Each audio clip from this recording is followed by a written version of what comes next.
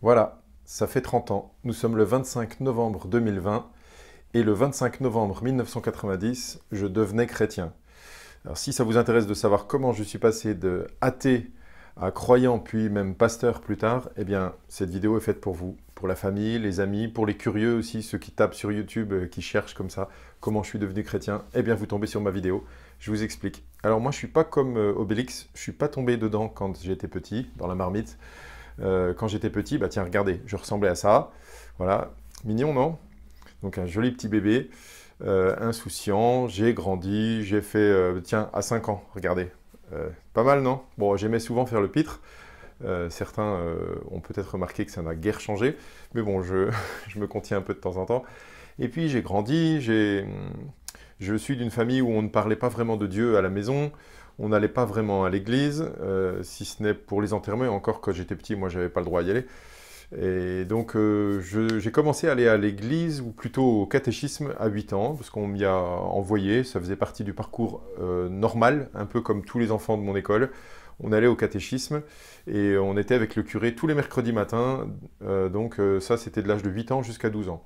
À ce qui paraît, ma mère me raconte souvent que quand j'avais 8 ans, je trouvais ça tellement intéressant, les histoires de Dieu, de la Bible et tout, que quand je suis rentré, j'ai dit « Oh maman, tu sais, quand je serai grand, je voudrais être curé moi aussi ».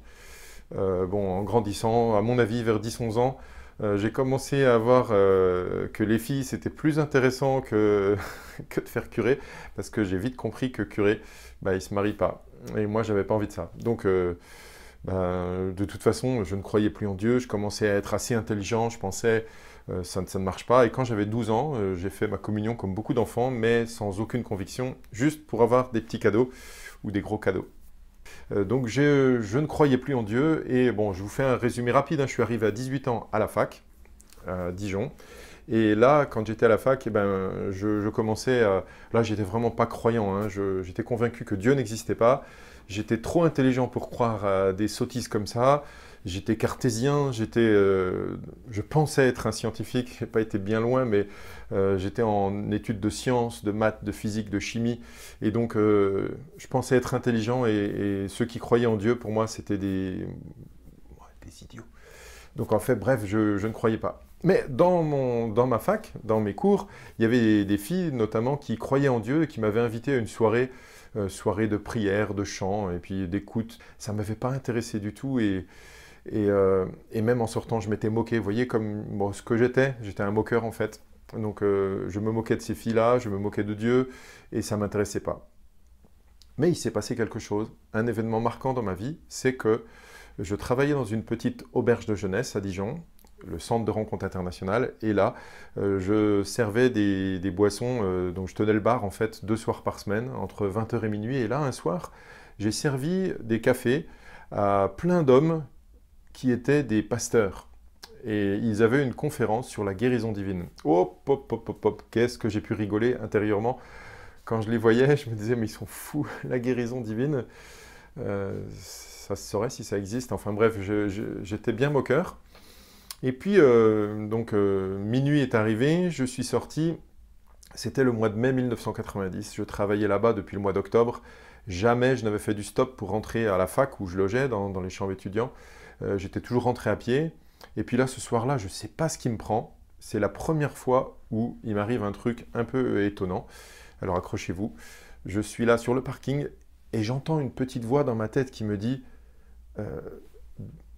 demande à ce monsieur. Il y avait un monsieur qui est allé vers sa voiture. Demande à ce monsieur de t'emmener.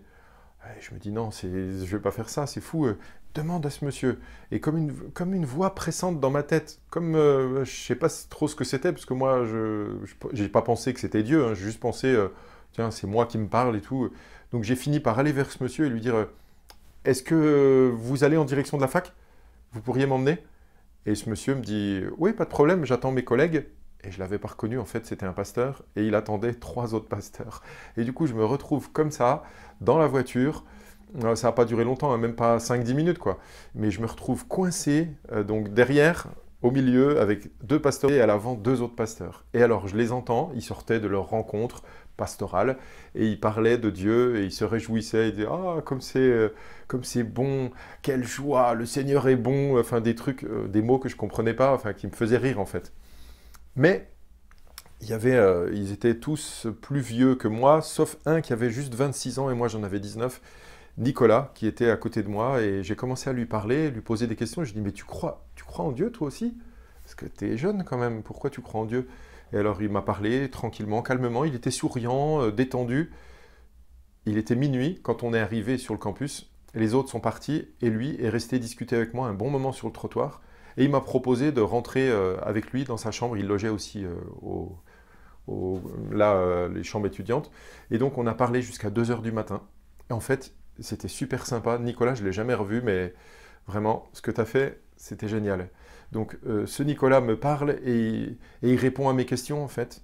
Il me parle de la Bible. Il m'a pas sorti une Bible, il m'a pas sorti des versets, mais enfin, j'ai pas l'impression. Il m'a juste parlé avec son cœur, qui était Dieu, comment il l'avait rencontré, je sais plus. Enfin, mais je lui ai posé des tas de questions comme mais si Dieu existe, alors pourquoi il y a le mal? Et si Dieu existe, alors le diable, il existe aussi peut-être, tu vas me dire. Et puis comment il a été créé? Et puis le monde, comment il l'a fait? Et puis tout plein de questions. Et il me répondait et je découvrais ça. C'était assez étonnant.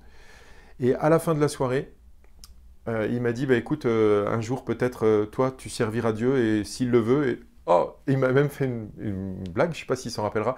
Il m'avait dit, si un jour Dieu veut t'envoyer au Zimbabwe pour être missionnaire, pour annoncer l'évangile, eh bien, c'est sa volonté et ça se fera en son temps ou quoi. Je dis, oh là là, Nicolas, attends. Je suis déjà pas croyant. Et en fait, on s'est quitté, on s'est jamais revu. Le lendemain, vers 14 heures par là, il a envoyé un de ses collègues qui était avec moi dans la voiture pour frapper à ma porte et il m'a offert 2 livres. Un livre de témoignages chrétiens et puis un autre livre qui s'appelle la Bible. Parce que pendant la soirée, en fait, entre minuit et 2 heures du matin, ça m'avait tellement plu. Nicolas a vu que j'étais intéressé et je lui ai posé des questions comme « Mais où est-ce qu'on peut savoir tout ce que ce que tu me dis? C'est dans la Bible, mais où est-ce qu'on peut acheter une Bible ?» J'avais 19 ans, j'avais aucune idée d'où acheter une Bible. Je crois que j'en avais jamais vu en fait. Ni à Carrefour, ni, je sais pas, à Géant Casino ou dans les petites librairies. Jamais vu de Bible. Donc, il m'a offert une Bible en fait. Et je me suis retrouvé comme ça à lire la Bible du mois de mai 90 jusqu'au mois de novembre 90, tout seul, chez moi. Et puis, j'en ai parlé à un copain. On en a parlé comme ça.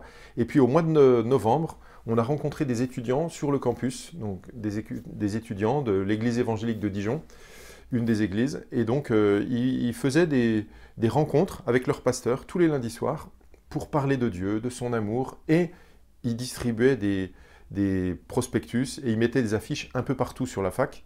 Le premier lundi, donc on y est allé avec Rodolphe et puis un autre copain. On était 3 là comme ça. Et moi, ça m'a vraiment beaucoup plu. Rodolphe aussi, l'autre non. Mais on s'est retrouvés à tellement aimer et à découvrir qui était Dieu. Ça nous faisait tellement du bien, avait tellement soif de connaître qu'en fait, c'est nous-mêmes qui avons demandé, enfin je crois que même c'est moi qui ai demandé à un des responsables du groupe, là, j'ai demandé, mais vous avez sans doute une église. On aimerait venir à l'église aussi pour vous voir aussi le dimanche. Donc on nous a invités et c'est là que j'ai fait ma première prière en fait. Ça s'est passé comment? On avait rendez-vous à 16 heures. Et on marchait pour trouver l'église et on avait oublié le papier où on nous avait donné l'adresse. En fait, chacun croyait, Rodolphe croyait que c'était moi je croyais que c'était lui. Personne n'avait l'adresse de l'église, on savait juste le quartier, quartier Wilson à Dijon. Et donc on a marché de droite, de gauche pendant plus de 3 quarts d'heure. Et à chaque fois qu'on demandait, parce qu'on demandait où était l'église, on ne savait pas qui ils étaient, on pensait, est-ce que c'est une église des protestants? En tout cas, ce n'était pas des catholiques sans doute, mais quand on disait, est-ce que vous connaissez l'église des protestants? Personne ne savait. Et on a demandé à plusieurs personnes. Personne ne savait jamais. Et à un moment, j'étais découragé et j'ai lancé un défi à Dieu, en fait. C'était ma première prière défi. Je me suis mis accroupi dans la rue. Pourquoi? Je ne sais pas. Sans doute parce que je pensais que c'était comme ça qu'il fallait faire. Accroupi, je pense avoir fermé les yeux. Et j'ai fait cette prière. J'ai dit, Dieu, si tu existes, il faut que la prochaine personne, enfin, ou je te demande que la prochaine personne à qui je vais demander où est l'église, elle nous dise où c'est, sinon j'abandonne, je rentre à la fac. Bon, je lève les yeux et je vais, à peine je lève les yeux, je marche et je vois une dame. Je me dis c'est elle, j'y vais. Je vais vers elle, je lui dis bonjour madame, on cherche l'église des protestants, vous savez où c'est? Et là elle me dit oui, vous prenez la première à droite, puis ensuite vous marchez un peu, puis au feu vous tournez à gauche et c'est là la rue. et vous allez la trouver là. Oh, et je dis à mon pote, là, bah viens, je sais où c'est. Et c'est comme ça qu'on s'est retrouvés arrivés 3 quarts d'heure en retard. Mais en fait, pendant cette rencontre, il y avait des chants quand on est arrivé qui m'ont touché déjà. Et puis il y avait aussi un pasteur invité qui ne me connaissait pas, qui ne connaissait pas les gens de l'église. Puis dans l'église, en fait, personne ne me connaissait. Et pendant qu'il a parlé, c'est ce qu'on appelle la prédication, comme j'en fais maintenant sur YouTube ou à l'église, il a parlé de la Bible, de Dieu. Et en fait, pendant le temps où il a parlé, plus que d'une fois, je me suis senti concerné. Plus que d'une fois, j'ai eu l'impression qu'il me parlait à moi, comme s'il connaissait ma vie quand il racontait des choses. Et de temps en temps, même quand il racontait des choses plus précises encore sur moi, il regardait vers moi, j'étais sur le côté droit, et il me pointait du regard. Et je me sentais comme un peu déshabillé, et j'avais l'impression que c'était Dieu qui lui disait les mots qu'il fallait dire pour me convaincre. Et donc ça m'a vraiment impressionné et touché. Et à un moment, quand il a fini de parler, il a demandé simplement à ceux qui, s'il y en avait, là, ce jour-là, qui croyaient à ce qu'il avait dit et qui avaient envie de demander pardon à Dieu, eh bien, de se mettre debout et qu'il allait prier pour eux. Moi, me mettre debout, vous rigolez?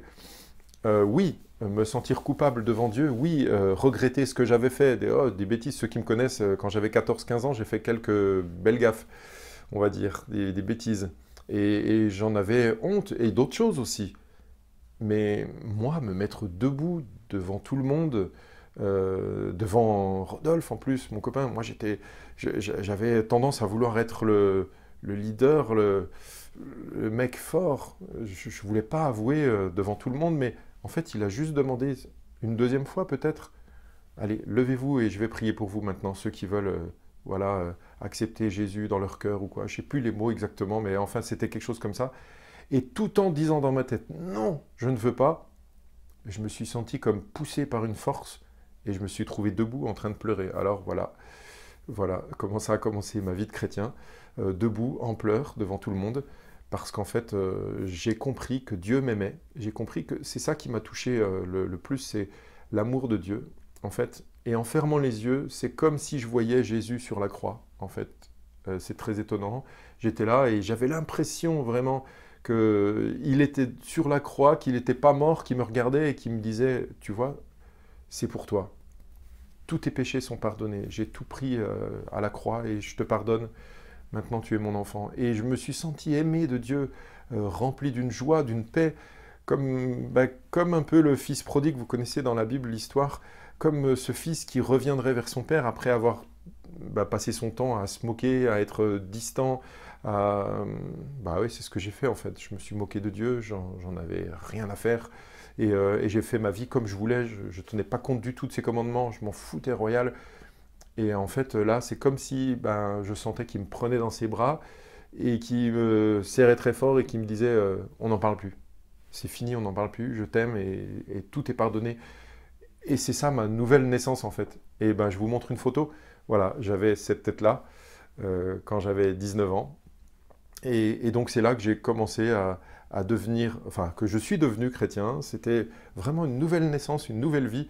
Alors c'est sûr que dans mon entourage, il y en a qui n'ont pas compris parce que je changeais. Il y a des choses que je faisais avant que j'avais plus envie de faire.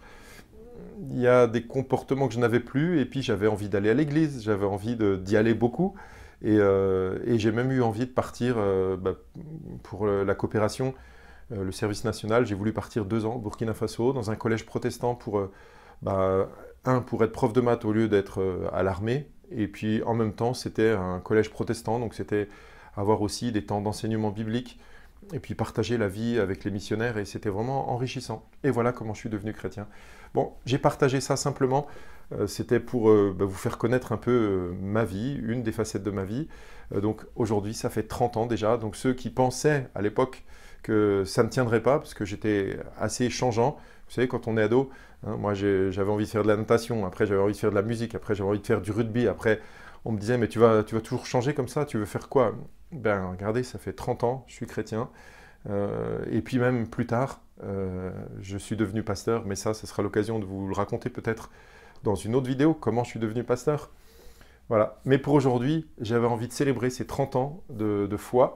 Bien sûr, il y a eu des hauts et des bas. Je ne suis pas un super-héros, mais ça fait 30 ans que je suis chrétien et que je suis heureux d'être chrétien. Et j'avais envie de vous le raconter pour vous tendre la perche aussi, puis vous dire, si vous avez envie de devenir chrétien après avoir vu cette vidéo, pourquoi pas prenez contact avec moi ou lisez la Bible, mettez un commentaire si vous avez envie. Les commentaires sont les bienvenus, les encouragements ou les félicitations si vous voulez, les joyeux anniversaires de 30 ans si vous voulez. Merci beaucoup, que le Seigneur vous bénisse, à bientôt.